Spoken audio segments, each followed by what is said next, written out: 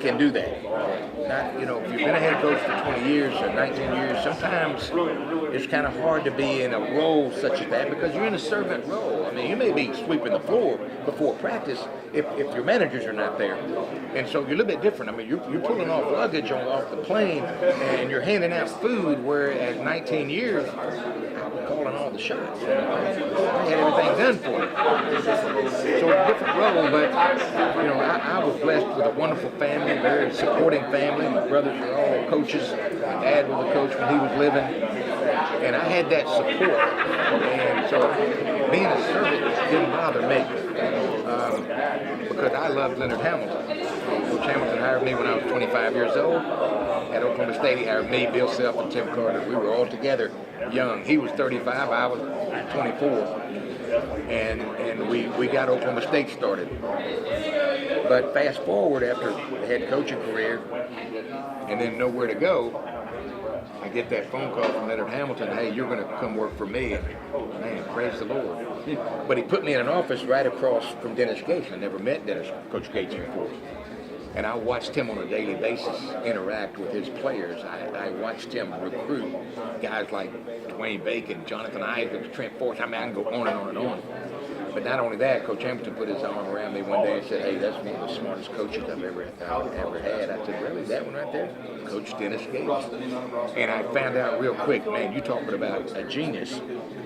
He's ahead of the game in a lot of ways. I tell him all the time, you got to dumb it down for me, man. But I watched him 3 years. Then he comes in one day and says, hey, I'm going to Cleveland. Now, keep in mind now, he could have stayed right there in the comfort zone. He's in the ACC making money.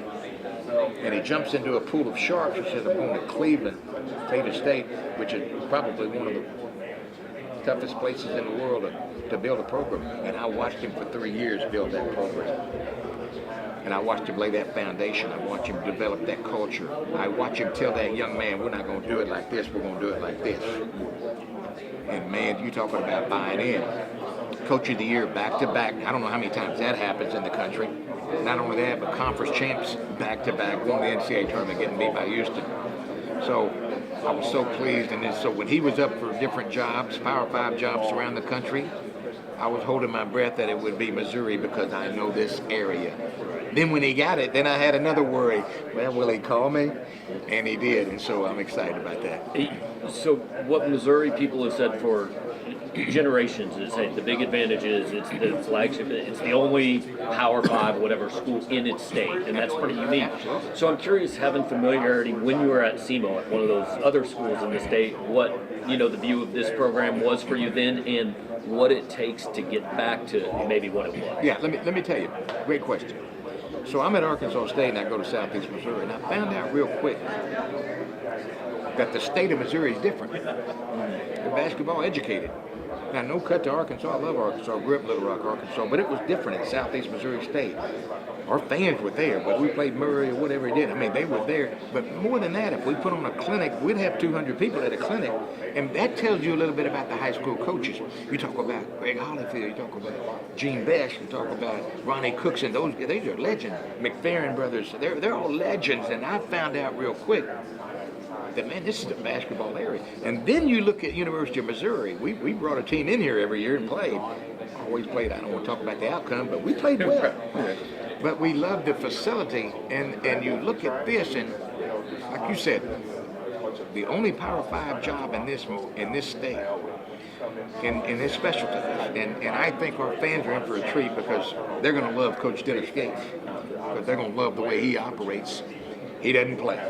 He's the most disciplined guy you'll ever be around. But I'm going to tell you what, he loves his players. I've never seen anything like it. And they absolutely love it. We're on the phone every day with our current players right now. On the phone, and we have guys say, hey, Coach, I can't believe you've called me twice in 1 week. Well, that's the way Coach Gates has it. And so I think that will make a huge difference with the development of our program. So we're excited about that. Coach, appreciate it. Yes, Good sir. to meet you. Yes, sir. Good to meet you.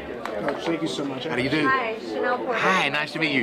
David is my legal name, but everybody calls me Dicky, and I know everybody, hey, I've heard it all. Thank you so much. I appreciate it. Yes, sir. I always think forget some of what you were saying before, so I appreciate it. Oh, yeah, awesome. Thank you so much. You're the man. Thank you very much. I'll get a few more with Yeah, you. if you sure. don't mind. Come on.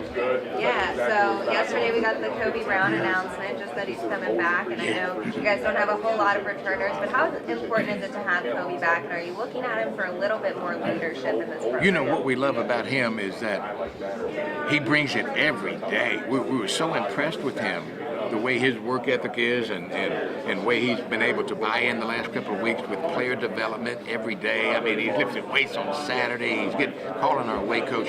And that's what you have to have. Your best player has to be your hardest worker. And we feel like he certainly has that potential to be our best player. Now, we're just starting to know him. We're just starting getting to know him. But let me just tell you this. The last couple of weeks I've been all over the country recruiting, and everybody in the SEC wants to talk about Kobe. Is he coming back? I think they're disappointed he came back. But we love him. Yeah, you still have a few more spots. Your staff is full now, thankfully, but you still have a few more open spots. What are you looking for to bring in? Well, you know, we're looking for the best players we can get. We just want somebody that, obviously, that can compete. We feel like that we're in the best league in America right now.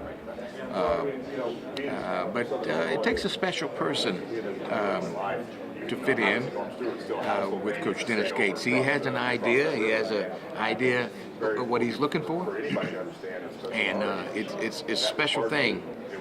So we're still on the hunt. Both you and Coach Gates have spoke so highly of Leonard Hamilton and just everything that he's done for you both. Talk a little bit about that experience that you've had with him and how he's formed you guys into the coaches that you are. I will be glad to. You know, I played at Oklahoma State. You had to get there early, watch me warm up. But I was hired by Leonard Hamilton as a grad assistant. Me, Bill Self, and Tim Carter. We were all 25 years old. And then fast forward, I became a head coach. I was head coach for 19 years, and then I was fired. And then the very next day, I got a call from Leonard Hamilton. Hey, what are you going to do? And I said, well, they got to pay me for a couple of years. I guess I just play golf. He said, no, you're going to come work for me. So I went to work for him. But that's what Leonard Hamilton does. He takes care of his people. He takes care of his family. All the coaches that have worked for him, he's always so concerned about their career. You know, how can I help you? I bet he calls 2 or 3 times a week. But he really is a special, special man. The thing that I think that are very similar with him and Coach Gates is they're both very humble people. I'll give you an example. When I went to Florida State, I was cleaning out. He asked me to clean out a room or something, and he had like this huge championship trophy. Was Coach of the Year in the ACC, and I dusted dust off of it. I walked in and I said, Coach, this is Coach of the Year? He said, oh yeah, I got a couple of those somewhere. I mean, he's just so humble. I said, Coach, this needs to be in a showcase somewhere. It needs to be behind glass. And so that's the kind of humbleness. That's the kind of person you're dealing with. Very faithful man. Coach Dennis Gates is the same way. He has that same, but let me tell you, Coach Gates is a genius. He will do wonders on the floor. I mean, our fans are in for a real treat. Yeah, moving forward, I know that this year is probably going to be a little different in terms of coaching than you've seen the past 20 so years. Yeah.